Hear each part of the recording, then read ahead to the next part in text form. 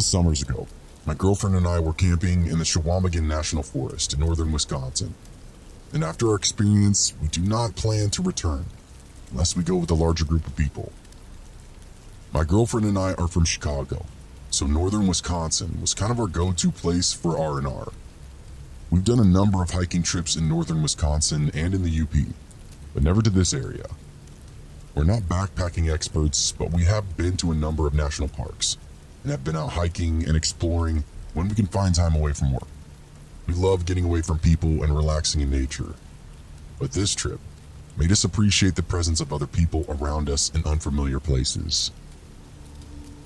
Our plan was to hike to a remote section of the North County Trail. The North County Trail is a national scenic trail, like the Appalachian Trail, but it gets much less use. In some parts of northern Wisconsin, the trail is very remote, and the only access is via logging roads. We plan to hike 15 miles along the trail to a backpack shelter, spend the night, then hike back to the car the following day. We spend the night at a friend's house in Wausau, then we set out early the next day to the trailhead. As we entered the national forest boundary, we were captivated by the beauty of the thick green forest. I drive slowly along gravel logging roads as we made our way to our parking spot. While we were driving to the trailhead, we passed a couple of people standing next to a parked truck on the side of the road.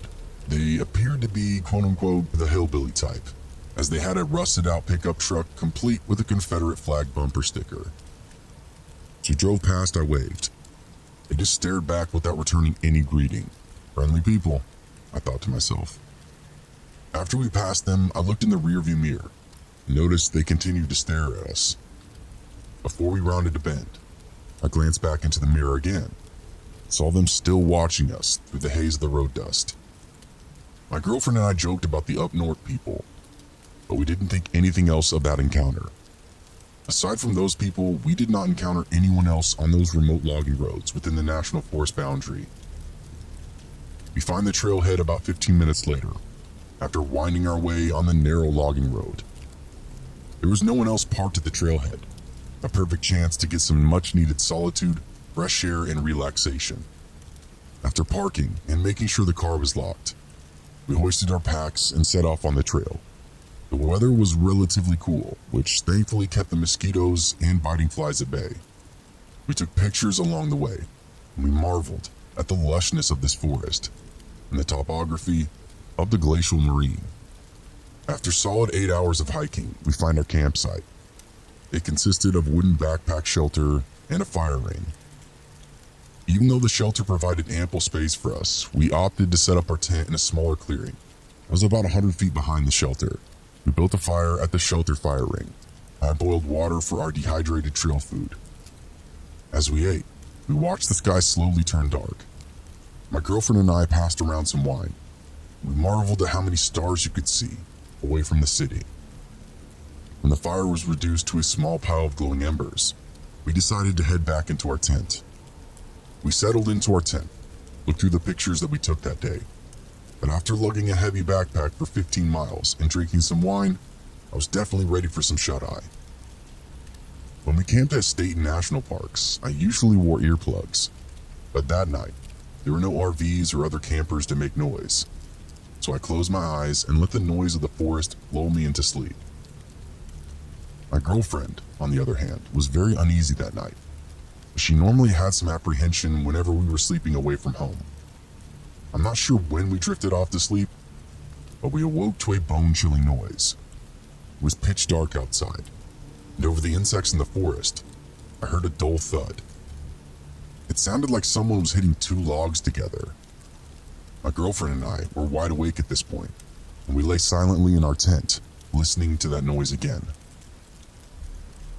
That old tent had mesh windows, but the backpacking tent that we were using had no window. We could only guess what was making that noise outside of our tent. Initially, we thought it had to be an animal that got our food and garbage bag, which we'd left in the shelter. But this noise was too distinct, and it did not sound like something rustling through food wrappers or our camp equipment. Our hearts were pounding as we heard that persistent knock in the darkness. Unarmed and scared shitless, we didn't know what to do. I would normally have carried a can of bear spray, but I decided to leave it at home to save on weight, and against the wishes of my girlfriend.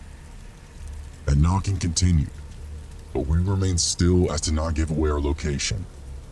For all we knew, whatever was making that noise had already spotted our tent. After what seemed like an eternity, the knocking sound ceased. We lay in complete silence with only the dull buzz of the insects in the background. Then we heard it. Leaves rustling, a branch breaking, voices. We heard low talking in the distance. We couldn't make out what was being said, but it sounded like a couple of people talking in the distance. The voices continued for a bit. To our relief, the voices did not seem to get any louder. Whoever was out there did not spot the tent or just decided to leave us alone. We sat in our tent for the rest of the night, adrenaline surging through our veins. At first light, we slowly got out of the tent. I looked around in all directions to see if anyone was out there, but I only saw the forest and that backpack shelter. We quickly rolled up our sleeping bags and camp pads and put our tent away. When we got to the shelter, my girlfriend screamed in horror. On the entrance to the shelter, the wood was freshly cut. The word "kill" was cut into the shelter wall, and there were a number of axe and knife cuts where someone was chopping at that wood. I looked down at the ground, saw a scattering of fresh wood splinters. After grabbing our food supply and garbage bag, we got the hell out of there. We were nearly jogging with our gear as we made our way back to the car. I kept glancing over my shoulder, gazing out into the woods to see if anyone was following us. We traversed the glacial eskers that we saw the day before. We knew we were getting closer and closer to our vehicle, quietly rejoicing as we neared the trailhead. We made it back to that trailhead in near record time, but something was wrong. The windshield wiper on my car was sticking straight up, and there was something stuck to it. As we inched closer to the car, I saw that there was blood smeared on the windshield, and a squirrel carcass was impaled on the wiper blade. Hair and blood still stuck to the wiper and on the hood of the car. I didn't bother cleaning it off. We threw our gear in the trunk and I sped off without removing the animal from the wiper blade. As I sped down that gravel logging road, I kept glancing in the rearview mirror, but I could not see anything through the cloud of the road dust behind our car.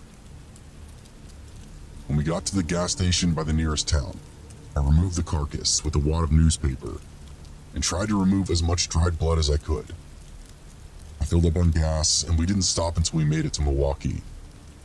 This was the last trip I took in the woods of northern Wisconsin.